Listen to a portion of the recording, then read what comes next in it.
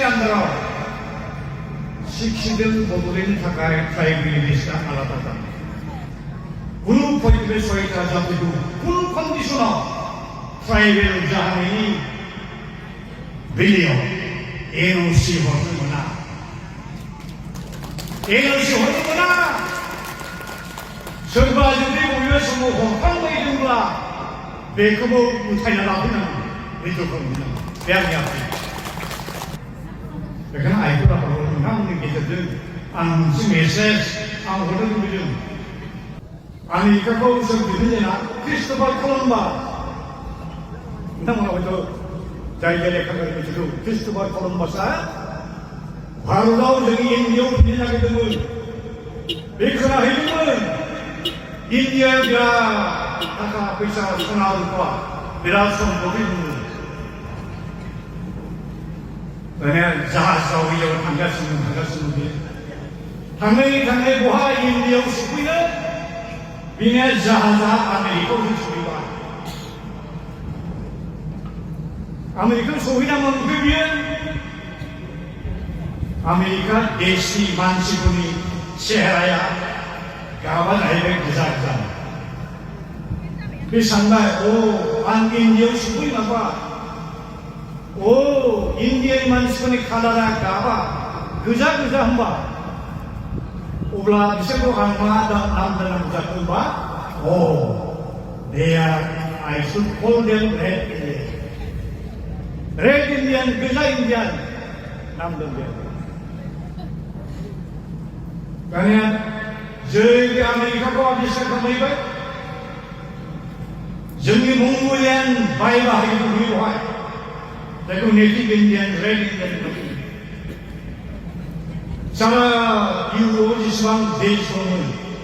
बे इउर'पियान देशफोरनिफ्राय फामु जाना बयबो हा नागिरबाय हा लायो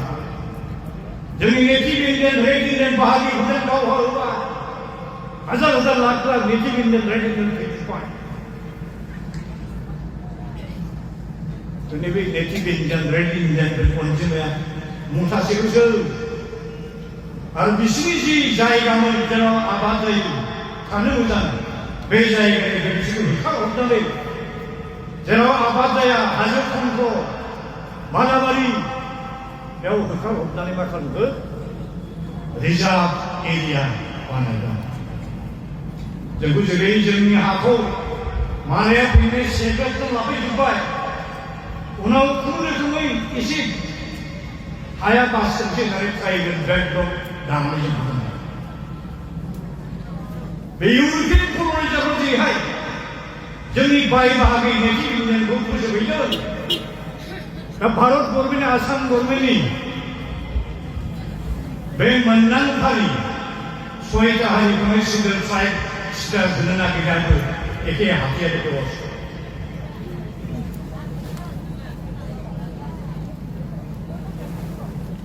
आमेरिकाया भियेटनामजों जुद्ध नांगौ भियेटनामजों जुद्ध नांनाय हादर बम मोनो बे जाबाय नाफाम बम बे नाफाम बमनि एटेकआ दाबो दंगासिनो दं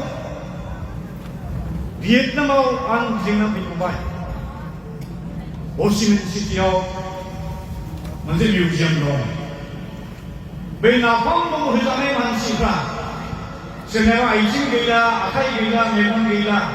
दंसेनो बेदरल'सै थेवब्लाबो थांनांगौ दा भारत गभर्नमेन्ट आसाम गभर्नमेन्टनि बे सयथा हारिखौ ट्राइबेल बानायनो नागिरनायाबो जोंनि सायाव बर'फोरनि सायाव ट्राइबेलफोरनि सायाव नाफाम बम होनाय बायदि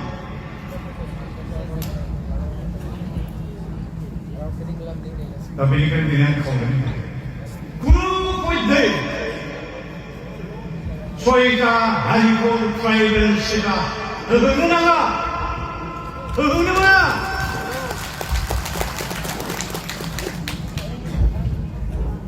दा जोंनाव मोनसे सेफ्टि बेल्ट दं बड'लेण्ड एरियानि थाखाय बुजिदों सेफ्टि बेल्ट रैखानि खबर बेखौ खासिनिबो होनो बन्दुकबो होनो बे रैखानि खबर रैखानि दिरुं बेल्ट बे मा बियो कार्बि आंलं कार्बिफोरनि जिथु आंलं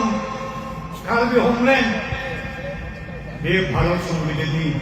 6थि सिडिउल 6 सिडिउलनि आन्दाराव दाजानाय कार्बि आंलं जोंनि डिमासा बाहागिफोरनि जि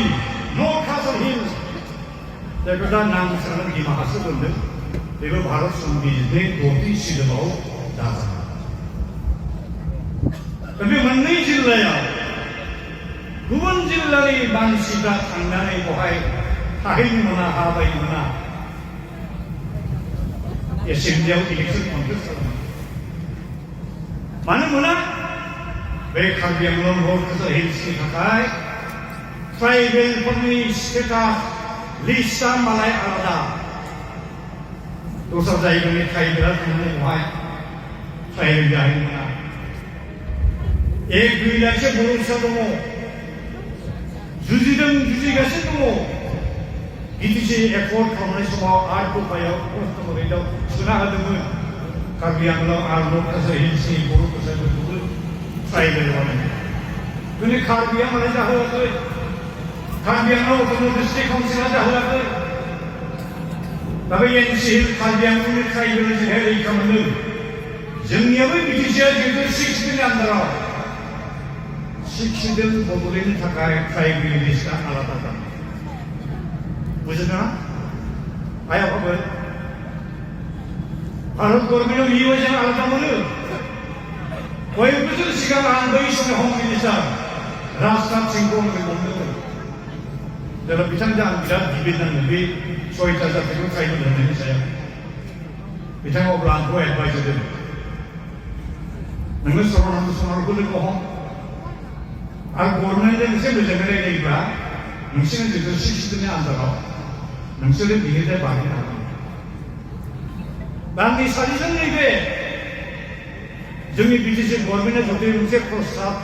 थांखि लानानै भारत गभर्नमेन्टनो हरोब्ला जोंनियाबो जिहेतु 6 सिडिउलनि एरिया बे हिसाबै बिटिसि दानायनि सिगाङाव जायफोर ट्राइबेला दंमोन बे ट्राइबेलफोरनि थाखाय लिस्टआ आलादा जानांगौ होनना बुङोब्ला भारत गभर्नमेन्ट आसाम गभर्नमेन्ट मानिनो बाध्य दिनै जोंनि माखासे लिडारफ्रा बुजिया सोमजिया मा बुंदोंथाय आं बुजिनो मोनाखै थाखानाय ट्राइबेलफोरनि जेबो खय खथि जाजासिम फैयोब्ला आपत्ति गैया होनना बुङो मा खोथा भारतनि संबिजितखौ आं कय 100 खेब फरायखा आं संबिजिताव बिदि लिरनाय गैया ट्राइबेल मा टि ट्राइबेल मा भि ट्राइबेल साख्रि बाख्रिसो जेनेबा बिसिनि थाखाय आलादा खालामो जेनेबा जे बड'लेण्डआव 40टा सिट दङ 40टा सिटआव इलेक्सन जायो 30टा ट्राइबेल रिजार्भ दा गाबोन सावथाल उनाव आदिबासिया राजबंसिया ट्राइबेल जायोब्ला जोंनि साबैसे बर' फिसाया बे बिटिसि इलेक्सनाव देरहागोन खम साननो गोनां साबसे एमपि देरहागोन साबसे एमएलए देरहागोन बड'लेण्ड नांगौ होननानै थैदों जुजिबाय 5,000 बर' बिदाफोर थैलांबाय मा जाहैगोन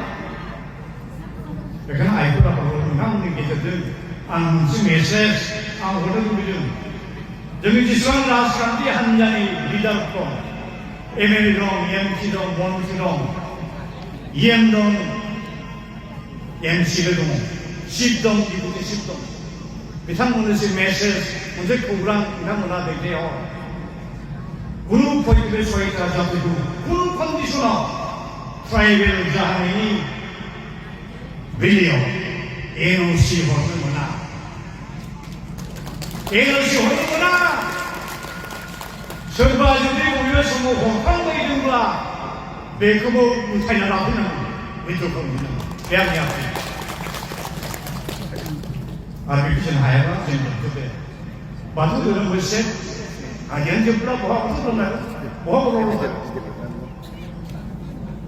आंनि खुसा खावलायनाय बेनो बाराय गोलाव फोरबा नोंथांमोन बयबो आंनि गोसो गोरबोनि अननाय खुलुमनाय जासिहरनानै गोबां बुंनो गोनां बाथ्राफोरखौ आं उननि समनि थाखाय आं आद्रा दोननानै बेयावनो फोजोबबाय